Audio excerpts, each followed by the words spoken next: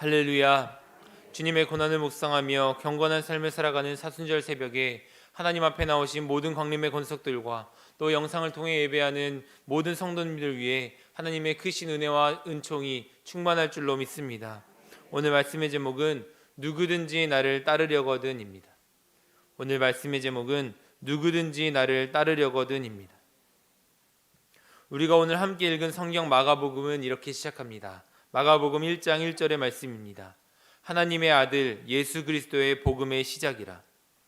마가는 마가복음 1장에서 바로 예수님께서 세례를 받은 사건을 기록합니다. 예수님께서 세례를 받으실 때 하늘이 갈라지고 성령이 비둘기같이 예수님께 임했습니다. 그리고 하늘로부터 이런 음성이 들려왔습니다. 마가복음 1장 11절의 말씀입니다. 하늘로부터 소리가 나기를 너는 내 사랑하는 아들이라 내가 너를 기뻐하노라. 예수님이 하나님의 아들이심을 선포하는 음성이었습니다. 이후부터 예수님은 본격적인 공생의 사역을 시작하셨습니다. 예수님은 하나님 나라의 복음을 전하시고 치유와 여러 가지 기적을 보이시고 하나님 나라를 함께 이루어 나갈 제자들을 부르셨습니다. 그리고 오늘 본문 말씀에서 예수님은 제자들에게 예수님이 당할 고난에 대해 처음으로 말씀하십니다. 먼저 베드로가 예수님에 대해 본문 29절 말씀에서 주는 그리스도이십니다라고 고백합니다. 같은 내용을 기록하고 있는 마태복음 16장 16절은 베드로의 고백을 이렇게 적습니다. 주는 그리스도시요 살아계신 하나님의 아들이시니이다. 베드로를 통해 다시 한번 예수님이 하나님의 아들이심을 선포된 이후에 이 고백 이후부터 예수님의 온 인류를 구원하시기 위한 메시아 사역이 시작됩니다. 본문 31절의 말씀입니다. 인자가 많은 고난을 받고 장로들과 대제사장들과 서기관들에게 버림받아 죽임을 당하고 사흘 만에 살아나야 할 것을 비로소 그들에게 가르치셨습니다. 예수님은 비로소 제자들에게 예수님의 죽음과 부활에 대해 말씀해 주신 것입니다. 하나님이 보내신 메시아가 감당해야 할 구원의 사명에 대해 말씀해 주셨습니다. 디트리 보네포 목사님은 신앙이란 주님의 길에서 우리의 의도를 포기하고 하나님의 품에 자신을 던지는 모험이라고 말했습니다. 그리스도인이 예수님을 믿고 그 길을 따라갈 수 있는 것은 예수님이 먼저 우리에게 본이 되어주시고 먼저 그 길을 앞서 걸어가 주셨기 때문입니다. 사순절을 보내는 우리가 우리의 삶의 필요를 따라 주님을 찾는 것이 아니라 주님을 향하여 눈을 뜨고 믿음으로 결단할 때에 더 깊은 영성의 자리로 나아가게 될 줄로 믿습니다. 이 시간 말씀을 함께 나누며 예수님을 따르기로 결단하는 귀한 시간이 되시기를 주님의 이름으로 축원합니다. 첫째로 바른 믿음의 고백이 있어야 합니다. 첫째로 바른 믿음의 고백이 있어야 합니다. 누가복음 5장 말씀을 보면 예수님과 베드로의 첫 만남을 기록하고 있습니다. 베드로는 밤이 새도록 수고했지만 물고기를 한 마리도 잡지 못했습니다. 이때 예수님께서 베드로에게 다가가시고 깊은 데로 가서 그물을 내려 고기를 잡으라고 말씀하십니다. 베드로는 이때 예수님에 대해 처음에는 선생님이라고 부릅니다. 그러나 예수님의 말씀대로 순종하여 많은 물고기를 잡았을 때 베드로는 예수님에 대해 이렇게 고백합니다. 누가복음 5장 8절의 말씀입니다. 시몬 베드로가 예수의 무릎 앞에 엎드려 이르되 주여 나를 떠나소서 나는 죄인이로소이다. 예수님을 주님으로 부르며 자신이 죄인임을 고백하고 있습니다. 예수님은 베드로를 제자로 부르시고 베드로는 모든 것을 버려두고 예수님을 따랐습니다. 본문 말씀에서 예수님은 제자들에게 사람들이 예수님에 대해 누구라고 물어보신 후에 제자들에게도 똑같은 질문을 하셨습니다. 베드로는 오늘 본문 29절 말씀에서 주는 그리스도이십니다라고 대답합니다.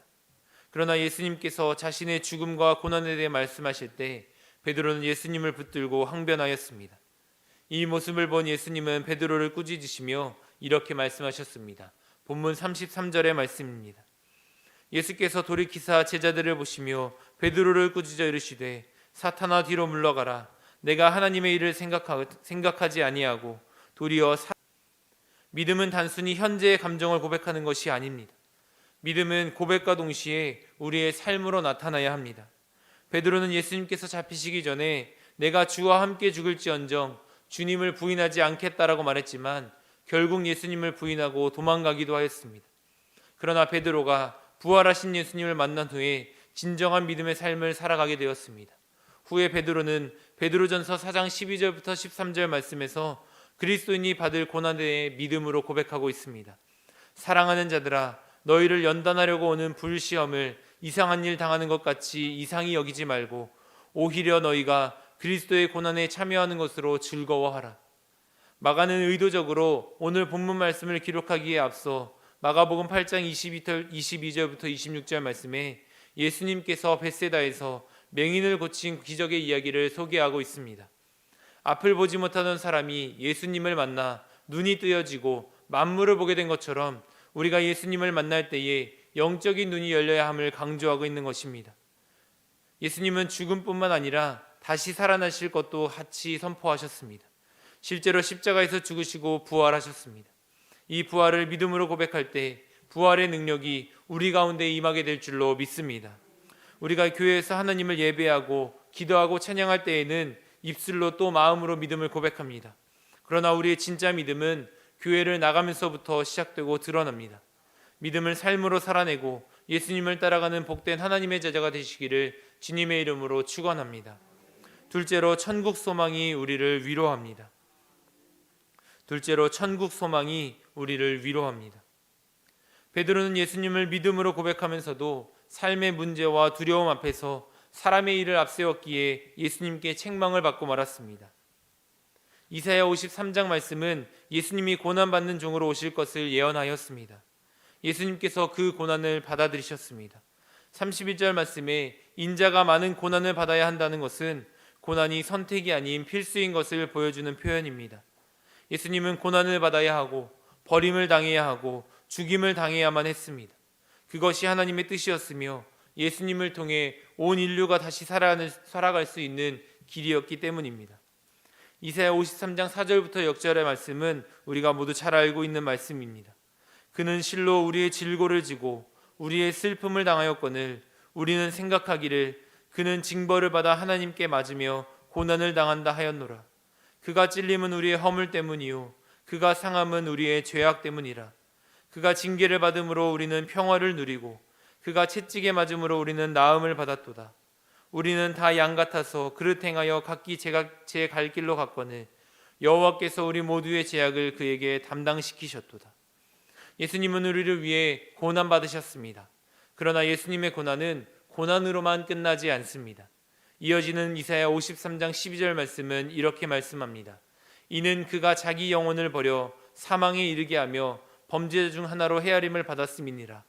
그러나 그가 많은 사람의 죄를 담당하며 범죄자를 위하여 기도하였느니라.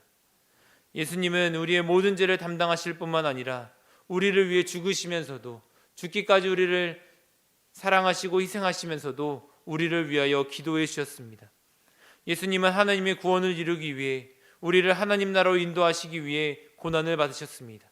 우리도 예수님을 따라 그 십자가의 길을 걸어갈 때 예수님의 부활의 능력, 부활의 생명을 소유하게 됩니다. 예수님과 같이 다시 살아나는 생명의 역사, 또 천국의 소망이 우리 안에 충만할 줄로 믿습니다. 존 버녀는 천로역정에서 크리스찬의 마지막 여정으로 강을 통과하는 이야기를 그리고 있습니다. 그런데 그 강은 매우 깊어 보였고 크리스찬은 넋이 나가고 천국은 강 건너편 저 멀리 아득한 곳에 있는 것 같아 보였습니다. 크리스찬이 강을 건너기 위해 들어서는 순간 죽음의 슬픔이 그를 둘러싸고 칠흑 같은 어둠과 공포가 크리스찬을 덮쳤습니다. 크리스찬은 자신이 지은 죄로 인해 두려워하며 물속에 빠져갔습니다. 그때 그의 동료였던 소망이 그를 위로해 주었습니다. 하나님께서 크리스찬과 항상 함께 하시고 예수님께서 죄를 사해 주시며 부활을 통해 온전케 하실 거라는 소망이 그를 다시 일으켜 세웠습니다. 그러자 강물이 얕아졌고 쉽게 강을 건널 수 있게 되었고 드디어 천국에 다다르게 되었습니다. 우리가 십자가의 길을 걸어갈 때 현실에 대한 걱정과 두려움이 앞서 흔들릴 수도 있습니다. 그러나 우리는 천국의 소망을 우리 마음 가운데 품어야 합니다. 하나님을 향한 소망은 우리의 믿음을 굳건하게 하고 십자가의 길을 걸어가게 하는 줄로 믿습니다. 예수님과 같이 자기를 부인하고 십자가를 질 때 하나님은 우리에게 더 풍성한 은혜를 허락해 주십니다. 그래서 종교개혁자 존 칼빈은 나는 그리스도를 위해 모든 것을 포기했습니다. 그러나 그리스도 안에서 모든 것을 얻었습니다라고 고백했습니다. 바울은 빌립보서 3장 7절부터 8절 말씀에서 그러나 무엇이든지 내게 유익하던 것을 내가 그리스도를 위하여 다 해로 여길 뿐더러 또한 모든 것을 해로 여김은 내 주 그리스도 예수를 아는 지식이 가장 고상하기 때문이라. 내가 그를 위하여 모든 것을 잃어버리고 배설물로 여김은 그리스도를 얻기 때문이라고 고백합니다. 천국의 소망을 품고 우리를 위해 고난을 받으신 예수님을 본받아 신앙의 성장을 이루는 복된 하루가 되시기를 주님의 이름으로 축원합니다. 마지막으로 예수님께서 앞서가신 그 길을 따라가야 합니다. 예수님께서 앞서가신 그 길을 따라가야 합니다. 본문 34절부터 37절의 말씀은 예수님께서 제자의 삶에 대해서 말씀하시는 내용입니다. 누구든지 나를 따라오려거든 자기를 부인하고 자기 십자가를 지고 나를 따를 것이니라. 누구든지 자기 목숨을 구원하고자 하면 잃을 것이요 누구든지 나와 복음을 위하여 자기 목숨을 잃으면 구원하리라. 사람이 만일 온 천하를 얻고도 자기 목숨을 잃으면 무엇이 유익하리요? 사람이 무엇을 주고 자기 목숨과 바꾸겠느냐? 이 제자의 삶, 신앙의 길을 예수님은 말씀하신 그대로 걸어가시고 살아내셨습니다. 사람이 무엇을 주고 자기 목숨과 바꾸겠느냐? 예수님은 우리를 살리기 위해 자기 목숨과 바꾸셨습니다. 우리를 죄와 죽음에서 건지기 위하여 영생을 누리게 하시려고 하나님 나라로 인도하시기 위해 예수님은 기꺼이 십자가를 지었습니다. 요한일서 4장 10절 말씀은 하나님이 우리를 사랑하사 우리 죄를 속하기 위하여 화목제물로 그 아들을 보내셨음이라라고 말씀합니다. 히브리서 10장 12절과 9장 12절은 오직 그리스도는 죄를 위하여 한 영원한 제사를 드리시고 자기의 피로 영원한 속죄를 이루셨다라고 말씀하며 골로새서 1장 20절의 말씀은 그의 십자가의 피로 화평을 이루사 만물 곧 땅에 있는 것들이나 하늘에 있는 것들이 그로 말미암아 자기와 화목하게 되기를 기뻐하심이라라고 말씀합니다. 예수님은 십자가 위에서 우리를 살리시고 하나님과 다시 화목하게 하시고 영생을 누릴 수 있도록 은혜와 능력을 베풀어 주셨습니다. 에이든 토저 목사님은 예수 방향으로 가라는 책에서 다음과 같이 말했습니다. 속도보다 방향이 중요하다. 예수님은 자신과 같은 방향으로 같은 길을 걷는 사람을 찾고 계신다. 이 세상을 살아갈 때 가장 중요한 것들 중 하나는 우리가 어디에 있는가 보다 우리가 어느 방향으로 가고 있느냐라고 말씀했습니다. 예수님은 본문 말씀에서 누구든지 예수님을 따를 수 있다라고 여러 번 말씀하십니다. 그러나 마태복음 13장 13절부터 14절은 말씀합니다. 좁은 문으로 들어가라. 멸망으로 인도하는 문은 크고 그 길이 넓어 그리로 들어가는 자가 많고 생명으로 인도하는 문은 좁고 길이 협착하여 찾는 자가 적음이라. 구원의 길은 누구에게나 열려 있습니다. 그러나 그 구원의 길을 걸어가는 사람은 적습니다.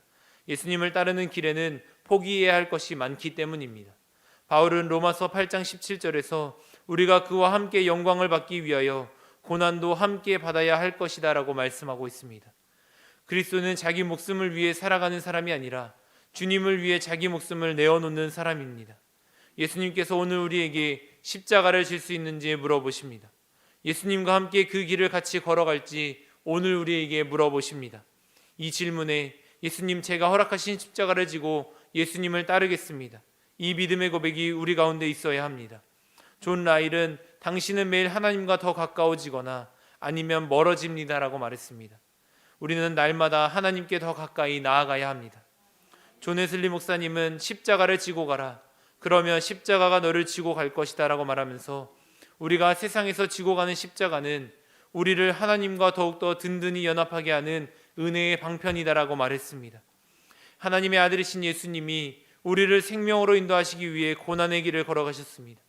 자신을 내어주신 예수님을 통해 십자가의 능력과 지혜가 우리 가운데 나타나고 있습니다.